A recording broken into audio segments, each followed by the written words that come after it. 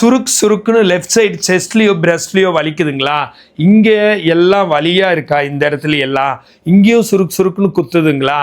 அப்புறம் மூச்சு விட சிரமம் இல்லை பால்பிட்டேஷன், அதாவது இதய துடிப்பு அதிகம், பிபி ரைஸ் ஆகிற மாதிரி, கொஞ்சம் வேர்த்து போகிறது, தலை சுத்தல், இம்பேலன்ஸ், வாமிட் வர மாதிரி சென்சேஷன், காதுக்குள்ள சவுண்டு, கைவிரல் மரமரப்பு, இப்படியெல்லாம் அசோசியேட்டடாக இருக்குங்களா? அதோடு சேர்ந்து கேஸ்ட்ரைட்டிஸ் இல்லை யூரின் மோஷன்ல எல்லாம் கொஞ்சம் இன்கான்டினன்ஸ், பிளாடர் பவல் இன்கான்டினன்ஸ், இது எல்லாமே பல்வேறு நோய்கள்னு நினச்சிக்கிறீங்க.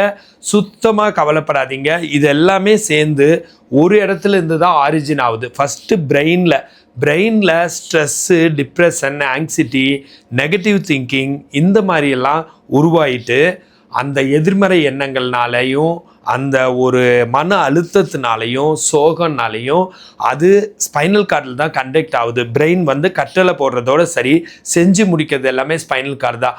பிரெயின் ஓடு அப்படின்னு சொன்னால் ஓடுறது, நடங்கன்னு சொன்னால் நடக்கிறது, கோபம் ஓங்கி டேபிளை தட்டு சொன்னால் தட்டுறது, எல்லாமே கோபம் வந்தது மூளையாக இருக்கலாம், ஓங்கி டேபிளை தட்டினது ஸ்பைனல் கார்டு.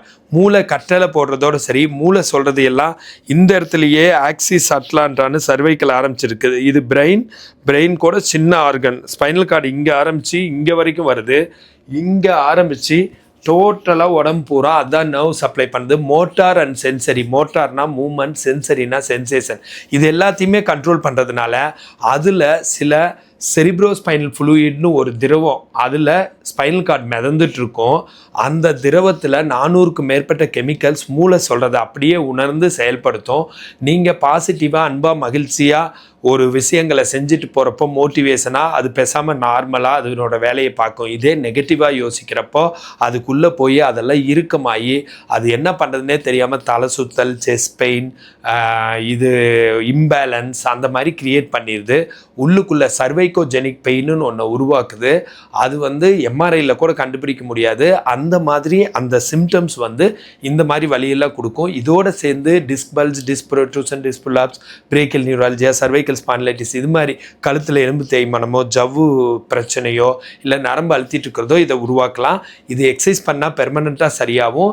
இன்றைக்கி சில எக்ஸசைஸ் உங்களுக்கு நான் சொல்லித்தரேன். இப்படி கை கோர்த்து இப்படி மேலே கொண்டு போய் 10 வரைக்கும் வச்சுருந்து இப்படி கீழே கொண்டு 1 2 3 4 5 6 7 8 9 10, இது மாதிரி rotation clock wise 7, rotation anti clock wise 7.